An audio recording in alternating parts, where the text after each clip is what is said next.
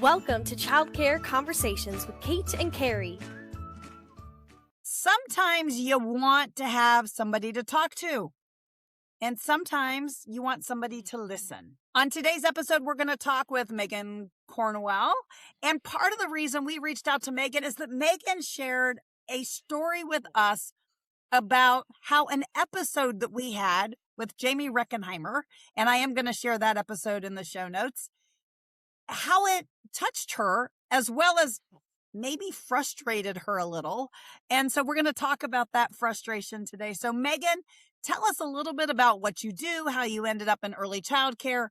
And from there, Carrie and I are going to have a conversation with you. Well, thank you both for having me. I'm really excited to be here.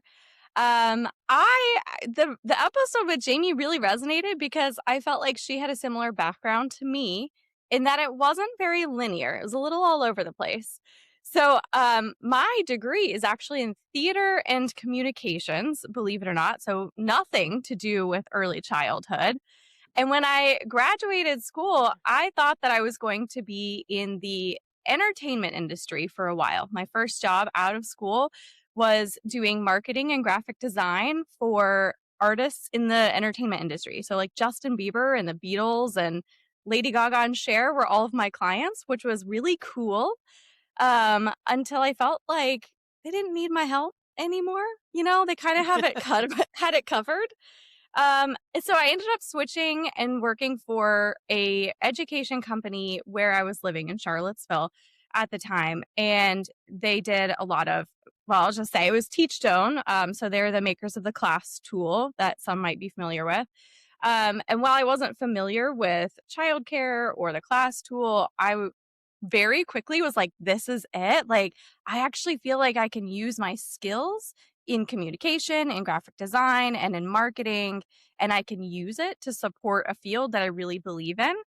And it all kind of felt like it had like culminated to me finding this spot because my mother was a preschool teacher.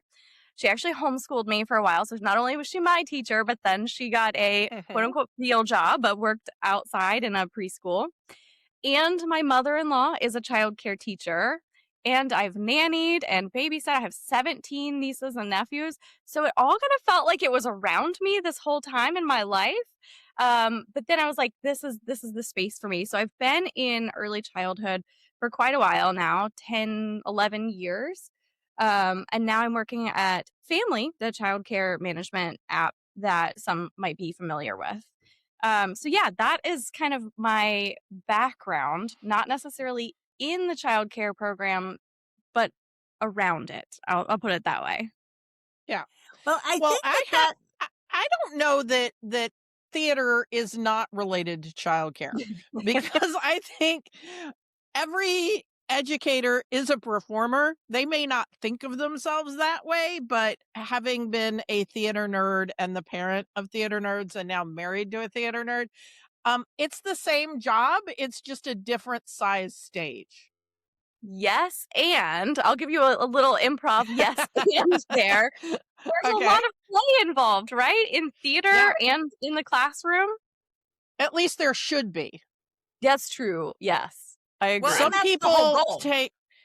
people take both of those things way too seriously and don't have any fun. And I don't understand what they're doing with their lives. It doesn't make any sense to me. Yeah. Not enough Play-Doh. That's what that is. I mean, if you're not playing like, Mafia and Zip Bam, no, that's wrong. Zap, zip, zop. Zip, zap, zop. We actually played that with my 6-year-old last night. That's so funny. So if you're not playing things like that, then you're doing things wrong, I think. Yes. So one of the things that we chatted about with the episode was that whole role of finding a mentor. And I was sharing right before we jumped on the podcast that back in the day, and I can say that with pure confidence of it being well over 3 decades, that I used to attend like every women's networking event known to man. And I gave out business cards like they were going out of style. But every association or group, at least a couple of times a year, had either a how to be a mentor or how to get a mentor kind of conversations. And after having Megan's email come in, it dawned on me that I've never seen that kind of topic as an actual topic, even at a conference.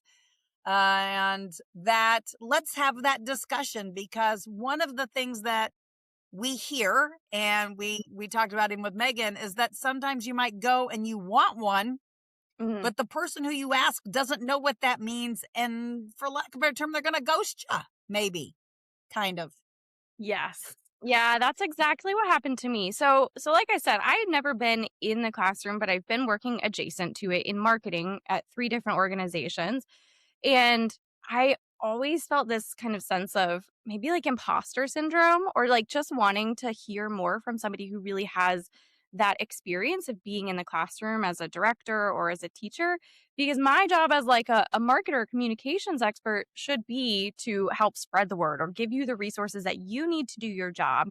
And I was looking for quite a while for somebody to kind of give some more of that insight. I reached out to somebody that I had kind of met a couple of times over the years at industry meetups. And I just sent a DM because I really respected her. And I was like, hey, this is maybe a little awkward, but would you be interested in maybe meeting every now and then? I'm looking for somebody to like catch up with on a regular basis as some sort of a mentor role. And I didn't hear back, actually. And I felt so embarrassed. I was like, did I like overstep some sort of a boundary I wasn't aware of? I don't know. And as an introvert, I like that's really hard for me to step out of my comfort zone, and just wish that if there were some sort of like conference presentation on how to find a mentor, that didn't come to me. So I was just trying to grasp at straws, essentially. Well, All right. and So I Carrie, think, what would you say to a Megan who is looking for a mentor, or even somebody who was the person who ghosted Megan? Which one do you want to start with? Do you want to start with Megan? I had a thought process, which is, Oh, I'm sorry. I think that sometimes when somebody hears that word, I would like you to be my mentor, or I'm really looking to pick your brain about stuff. What the person who is being asked here is, I would like to use a whole bunch of your time in a way that is not at all helpful to you. I just want to use your time. I want to harvest your knowledge, and it's all for my benefit and nothing for yours. And they don't have the time, like they may want to do it, but the whole thought process of, oh my gosh, having a mentee, that's probably like 5 hours a week. I don't have 5 hours a week. What am I? Or sometimes they have that imposter syndrome that you were talking about. And they're like, why would she want to hear from me? I've just been over here barely surviving running my program for the past decade. She needs to move on and find somebody who's a real expert and learn from that real expert. I think both of those happen. But let's talk about that, because as a professional, the absolute least you should do is have the courtesy to respond to the person who sent you a message. Right? Yes, at least I would agree with that. At the absolute least is, hey, Megan, I totally hear you. I'm swamped. Megan, I can do that for via email. Can you just send me email questions? The other thing is, I think that there's some validity to what Carrie said, but I think it's our responsibility, and I'm going to point to all of us over the age of 45, to right now, over 2026, go find yourself an up and coming leader who you can, as you are climbing the ladder, that you can reach back, grab their hand and bring them with you. Now, it doesn't have to be something, because we may also hear mentor, mentee, and think that this is some sort of structured commitment, like Carrie said.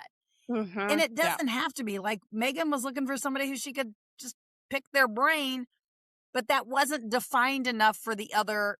Part of it's that whole language, right? We've probably all sat in on a workshop on how to communicate with the other generation. And even though you're not in a classroom, if those of you are in a classroom, go to a workshop on how to talk to the other generation. I want you to think about that from other perspectives, such as how to be their mentor, how to be a mentee, how to go find one. Mhm. And if in the same back, if I came to you and said, hey, Megan, I would love to be somebody who kind of met with you regularly. If you're looking for somebody like that in the industry, you also have to remember to respond back. Mhm. Yep, it has to go Well, both directions. Yep. And So. I think when asking, having gotten myself some mentors over the years, giving a very specific ask, because I'd like to, be able to meet with you from time to time and, just talk about trends in the industry. That sounds very amorphous and vague. And where if instead you said, hey, I'd love to come shadow at your job. I would just like to shadow you for like 1 3-hour period. Yeah. Then they're like, oh, well, yeah, you can just walk around and follow me. I mean, I'm just going to be changing diapers and redoing the lunch schedule for the 42nd time. And like, that feels much less of a lift to be like, can I shadow you? Or, hey, I'd love to take you out for coffee because I want to talk about this one thing. And that Mm. way, if we're going to talk about one thing, then they know what the purpose is and why you've picked them. Hmm. And no conversation stays on one thing. So it will expand to be 2 or 3 things over the course of that conversation over coffee or lunch. But by making it slightly more specific, and they can see how they get something positive out of it, like somebody is in the building as an extra pair of hands, while, shadowing them. They're like, oh, that's not going to be a huge problem. Shadowing is not a big deal. Or I'm going to get coffee. Or, hey, I have a question about this one thing. When can we talk about this one thing? And Okay. So so funny. you're kind of auditioning. What were Yeah. you going to say, Megan? Without really, it's almost like you're auditioning without really dropping the M word. Like, because Yep. I do have other people in the industry who I highly respect and have invited me to their program. I have been and walked around, and they're kind of like on my short list of people to reach out to if I've got questions. But I wasn't giving it a formal M title in my brain. But Mhm. thinking about it, I'm like, well, she kind of has become one over the years. Well, So and that's that's funny. Like actually, adding a label can kind of like make both people feel some different feelings. Yeah. so one of the things that Carrie mentioned was perhaps the person who is being approached as a mentor is like, what's in it for me? Mm-hmm. And leaders in childcare can be incredibly overwhelmed and just have a lot going on during their day. You actually have a skill set that might really be appealing. And it can be, not only can I come shadow you, I'll even take some pictures with your phone of you doing your stuff that day. So you are giving them, you're putting value on your time too, right? So you're respecting their time and you're offering on their camera to take some, what it's like in the day of Susie Q's, program. And you do it on their phone, right? So you're not even owning the content. You're just sharing your skill because you probably know people. If not, I know people. I got a list for you.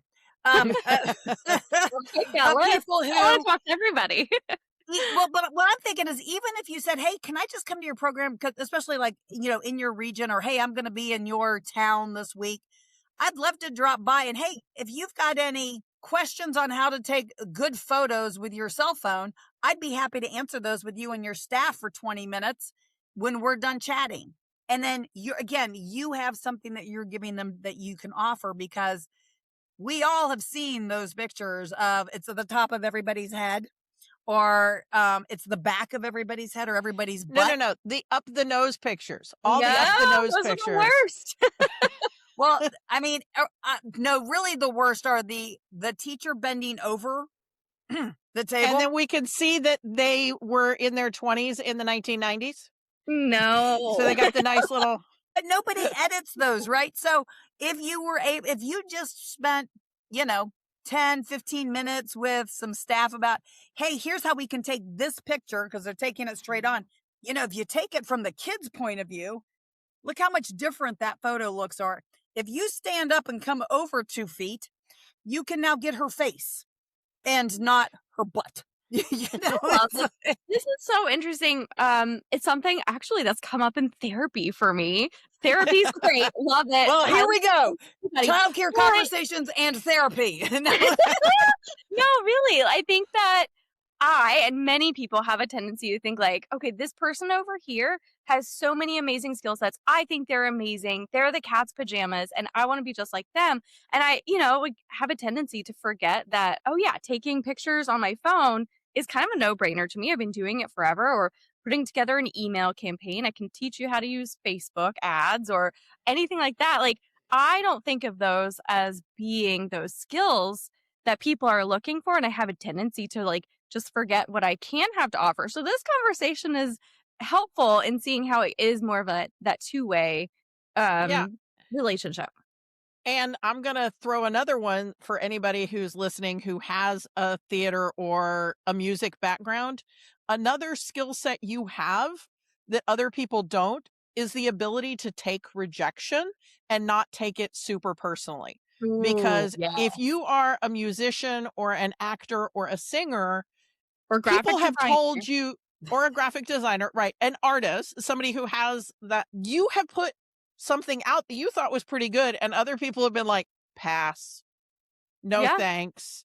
And the ability to not take that personally, you have developed over time. And that is a skill set that can be shared with others that I think is grossly underappreciated. I have a daughter who is both of my daughters were theater nerds, but one of them just realized in the past couple of years, she was like, I kind of know everyone in my industry. Like, I know everyone. And I'm like, yeah, because you can talk to anyone anywhere. And she's like, yeah, but like, I know everyone. And I'm like, yeah, because you can talk to anyone. And that realization that you have, like she's in her 30s. Like, this is not, I don't think it's a new fact, but to her, she had not realized that ability to interface with people of different ages, different genders, different cultural backgrounds, etc. Some of it was probably the homeschooling. Some of it was probably the theater. Some of it was the nonprofit work. You put it all together and you get this collection. But whatever that skill is that you have, that is that unconscious competence, whether it's something you got from being in theater, or we had another director from years ago who had been a jeweler. Like, if she wanted to get a mentor, one of the things she could do is say, hey, I'd really like to come in and, shadow your program for a couple of days. And at the end, what I'd really love to do is help all of your staff understand why different jewelry is or is not a good choice to wear at work. Because, some of Kate's rings are gorgeous and have about 12 stones and probably are not a good choice when you're working in a classroom with a possibility of gastroenteritis. There's a lot of place for those germs to hide, right? Yeah. And that's something that she could have talked about, or she could have been like, we can do a, design session, or, we've also had a director who was a professional poker player. So, you got to figure out what skills you bring to the table. Yep. Sometimes you need that poker face when you're talking to families, as I... Yeah. And so her name is Terry. I was thinking how to plan the world's most memorable staff meeting. I mean, that's really what I was thinking. I'm like we could play some poker out. We could have some poker fun with a staff meeting. I don't think she's ever done that, but that would have been an interesting case for how to share your skill set. Yeah. But all of us have skills that are just what we do. It's not conscious that we're competent at it, right? You just do it. I don't think about embroidery when I'm doing embroidery. I don't think about running front of house at a theater, like there's things that I do that I don't think about. I don't think about public speaking. I just go do it. But if I'm looking for a mentor in another area other than the areas that I'm competent in, then I go, what of the things that I can do could I share with that person? Because you don't want to feel lopsided, because if you feel like you're the only one receiving in that situation, you're going to behave differently and you're not going to show up as your full self. Yeah, I think that's important. I think it's kind of good to do a self-reflection audit of like, where are the skills that I want to lean into? Like for me, public speaking is something I'm trying to take on more of this year. Look, I'm here on a podcast. I'm crushing it. Woo! You're doing Something it. I have fear of. And so when You're also doing a workshop, and we'll drop the show notes in for that. yes, you can find me at NCCA and the NECPA conference in March. But all that to say, like, that's maybe an opportunity for me to find a mentor who is very comfortable or very skilled in that area, because it's just giving me anxiety to think about it. But I can do it. I can do it. It's 3X. You'll be fine.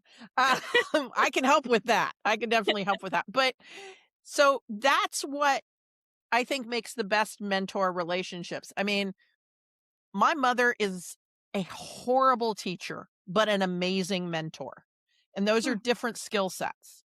So when somebody's like, can you teach me how to run a close-knit business, a business with a close-knit community, she might say yes, but she would be lying. She does not know how to teach that, but she has mentored a lot of people into how to do that.